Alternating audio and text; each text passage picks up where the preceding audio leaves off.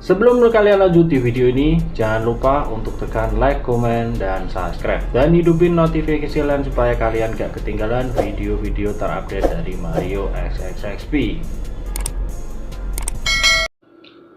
Welcome back to my YouTube channel di Mario XXXP.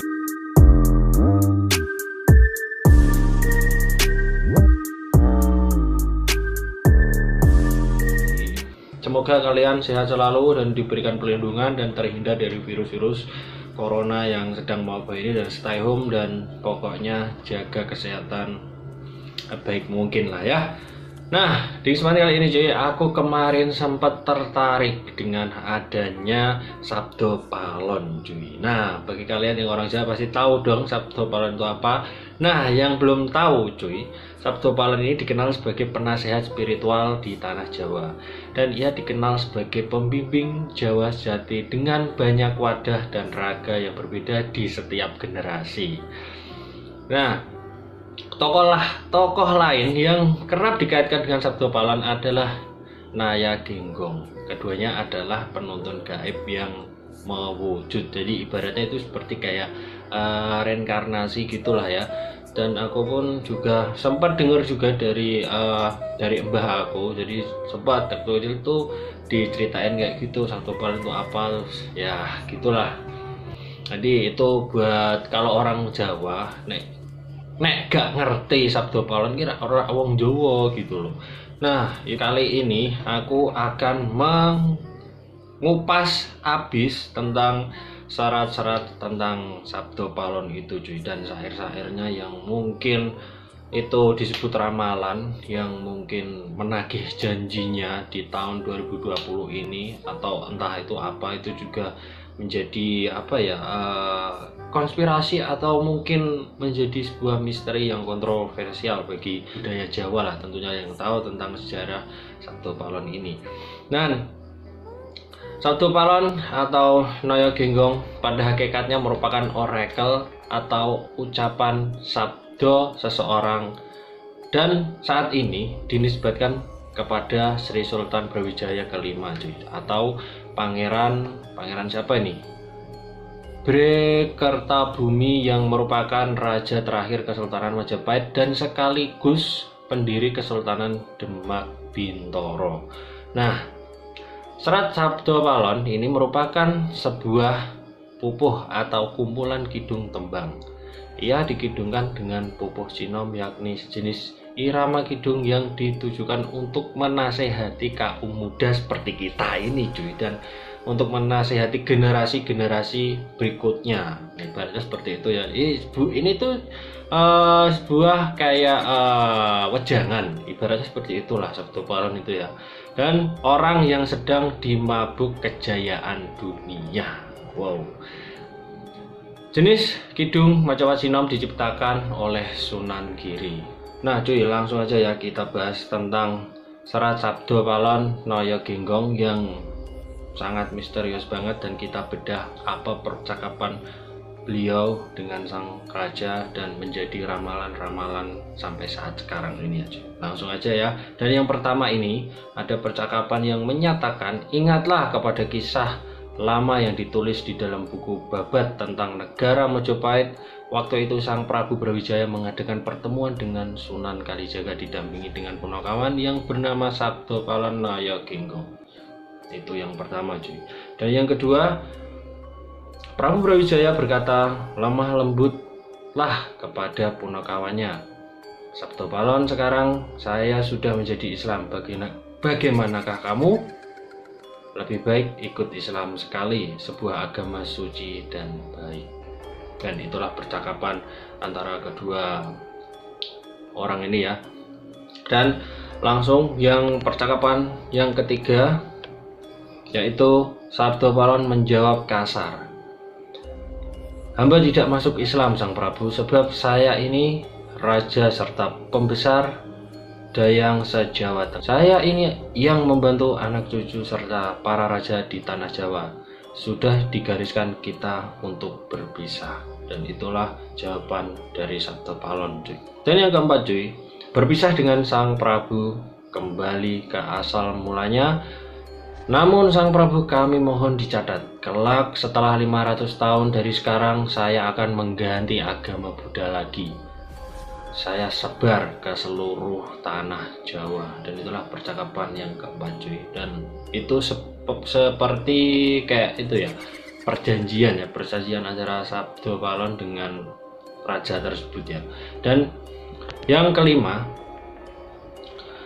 bila tidak ada yang mau memakai, akan saya hancurkan. Itu kata si Sabdo Palon cuy. Menjadi makanan jin, setan, dan lain-lainnya.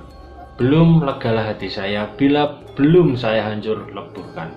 Saya akan membuat tanda akan datangnya kata-kata saya ini bila Gunung Merapi meletus dan memuntahkan laharnya. Itulah jawab atau mungkin itu sumpah dari Sabdo Palon kepada raja yang sudah mengadakan perjanjian karena tidak adanya antara komben untuk masuk ke agama Islam cuy. Jadi mungkin historinya seperti itu ya, dan ini menjadi sebuah urban legend atau mungkin ini udah menjadi sebuah budaya yang sangat kental banget di tanah Jawa gitu loh. Dan di percakapan yang selanjutnya, lahar tersebut yang mengalir ke barat daya baunya tidak sedap. Itulah pertanda kalau saya datang. Sudah mulai menyebarkan agama Buddha, kelak Merapi akan bergelegar. Itu sudah menjadi takdir yang widi bahwa segalanya harus berganti, tidak dapat dirubah lagi. Dan mungkin banyak yang mengait-ngaitkan juga dengan adanya sumpah atau janji dari si Sabdo Palon ini tentang adanya fenomena meletusnya Gunung Merapi di beberapa dekade atau tahun yang lalu ya, dan kita banyak yang tahu, dan itu sangat mengerikan banget tentunya. Dan itu masih menjadi mitos atau mungkin cerita-cerita terdahulu yang menjadi sebuah kepercayaan cuy, kalau menurut aku loh ya. Jadi aku di sini pun menanggapinya itu menghargai gitu loh, menghargai adanya budaya Jawa dan adanya cerita-cerita seperti ini cuy, dan itu sangat misterius banget kalau menurut aku ya.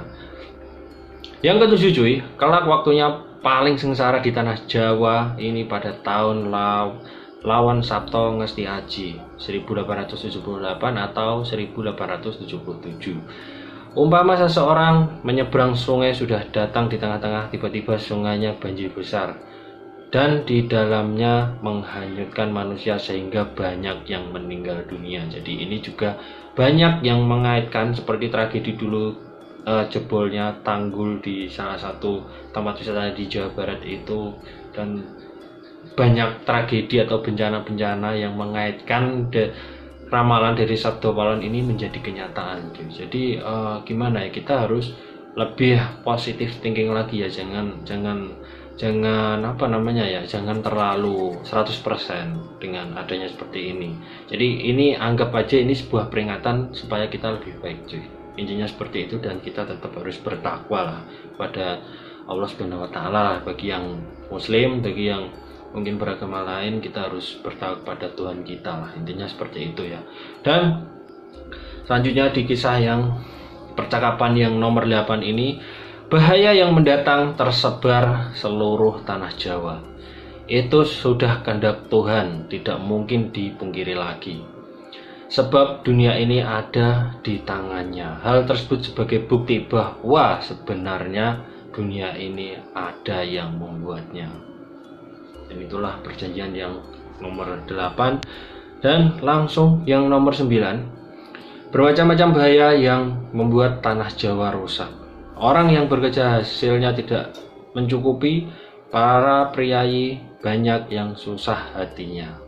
Atau mungkin digambarkan ini orang yang tamak atau orang yang serakah, orang yang mungkin pelit, genggam tangan gitu loh, tidak mau toleransi kepada sesamanya, ibaratnya seperti itu ya untaian yang ini. Dan dilanjut lagi, saudagar selalu menderita rugi. Nah ini juga Dan ini pun banyak dirasakan, aku pun juga merasakan karena aku pun juga pedagang, pebisnis juga yang mungkin merasakan rugi itu wajar gitu loh. Tapi banyak banget di polemik yang sekarang ini itu banyak pedagang-pedagang juga yang mungkin banyak rugi karena adanya wabah yang seperti ini ya cuy.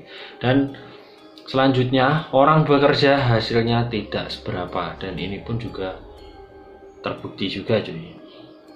Orang tani pun demikian juga, penghasilannya banyak yang hilang di hutan. Jadi aku pun juga melihat ini sebuah fenomena yang mungkin penagihan janji oleh Sabdo Palon tersebut, atau entah ini cuma kebetulan belaka, itu juga masih menjadi misteri kita semua untuk lebih introspeksi lah. Pokoknya seperti itu ya.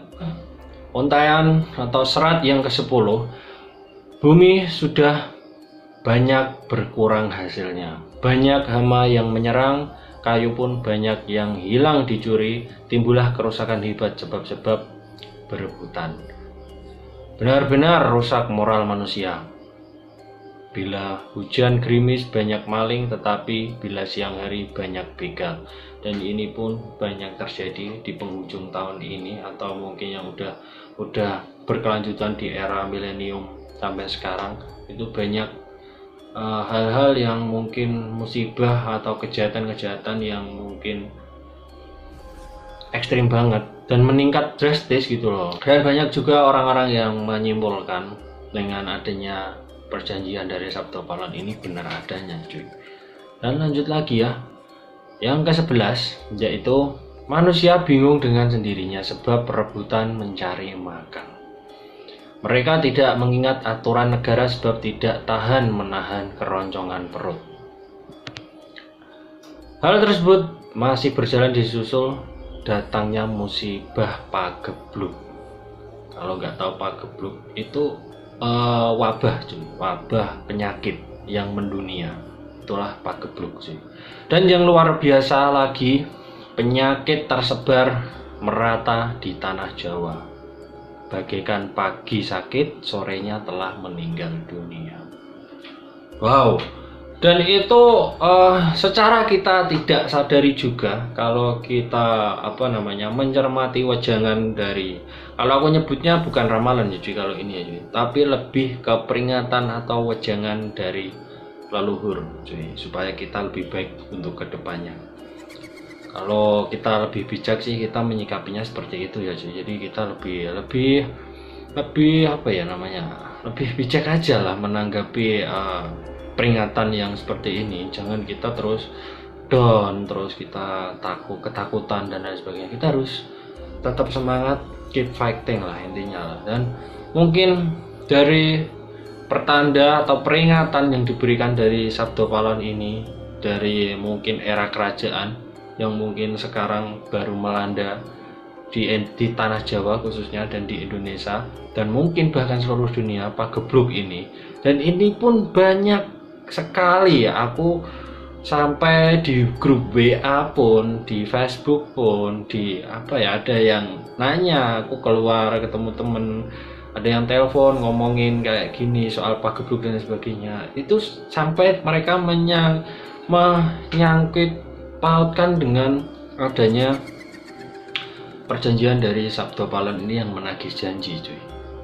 Itu benar-benar misterius dan benar-benar serem banget cuy kalau kita nggak hati-hati cuy. Dan kita menyikapinya harus lebih positif lagi gitu loh, lebih ke mawas diri, lebih ke introspeksi diri, intinya seperti itulah, supaya diri kita sendiri pun lebih baik lagi dan negara kita pun lebih baik lagi, dan kita bisa lebih semangat lagi menghadapi semua cobaan yang mungkin melanda sekarang. Nah, intinya seperti itu ya. Dan di serat yang ke-12, seperti lautan meluap, airnya naik ke daratan, merusak kanan kiri, kayu-kayu banyak yang hanyut, yang hidup di pinggir sungai terbawa sampai ke laut, batu-batu besar pun terhanyut dengan bergemuruh suaranya. Dan Lanjut lagi cuy, dan ini masih ada 2 lagi ya. Ini gunung-gunung besar bergelegar menakutkan, lahar meluap ke kanan serta ke kiri sehingga menghancurkan desa dan hutan. Manusia banyak yang meninggal, sedangkan kerbau dan sapi habis sama sekali. Hancur lebur, tidak ada yang tertinggal sedikit pun. Dan lanjut langsung ke serat yang ke-15. Gempa bumi 7 kali dalam sehari sehingga membuat susahnya manusia. Tanah pun menganga. Muncullah berkasaan yang menyeret manusia masuk ke dalam tanah. Manusia-manusia mengaduh di sana sini. Banyak yang sakit, penyakit pun rupa-rupa. Banyak tidak dapat sembuh dan kebanyakan mereka meninggal dunia. Dan hal-hal seperti ini pun sebenarnya sih udah terjadi juga di Indonesia gitu loh, dan di tanah Jawa juga. Dan pokoknya intinya tetap introspeksi lah ya. Dan lanjut lagi ya cuy, nanti kita ulas dan evaluasi di yang setelah yang terakhir ini ya. Demikian kata-kata Sabdo Palon yang segera menghilang sebentar, tidak tampak lagi dirinya. Kembali ke alamnya, Prabu Brawijaya tertegun sejenak, sama sekali tidak dapat berbicara. Hatinya kecewa sekali dan merasa bersalah. Namun bagaimana lagi, segala itu sudah menjadi kodrat yang tidak mungkin dirubah lagi. Dan itulah akhir dari percakapan dari serat atau syair, atau mungkin ini peringatan dan sebuah janji dari Sabdo Palon ke Raja Brawijaya yang menyiratkan tentang adanya perjanjian dari sebuah Sabdo Palon ini adalah sebuah itu ya cuy. Kalau menurut aku sih peringatan supaya kita lebih baik untuk di masa depan dan lebih bisa menyatu dengan alam dan tetap bertakwa kepada Tuhan, supaya kita nggak saling terjerumus ke zona yang jelek. Intinya seperti itulah, itu wajangan dari Sabdo Palon cuy ya. Jadi kita jangan menyalahartikan dia bisa membaca masa depan dan itu benar-benar terjadi, jangan cuy. Ini adalah sebuah kultur atau mungkin sebuah cerita dan legenda juga, yang walaupun itu sudah dibukukan juga, dan itulah hasil dari perbincangan dari leluhur-leluhur kita yang mungkin kita harus hargai, harus kita patuhi, dan jangan anggap ini ramalan atau mungkin menyirikan Tuhan lah ya. Intinya seperti itu, walaupun ini misterius banget, dan menurut aku sih ini misteri yang harus kita buka dan bahas secara bersama supaya jelas. Intinya seperti itu kalau menurut aku loh ya. Jadi kita semua nggak terjerumus lah. Jadi ini sebuah edukasi dan wawasan buat kalian semua, semoga bermanfaat. Jika ada salah kata silahkan tinggalkan like, comment, share, dan subscribe. Sampai di sini dulu. Salam and peace.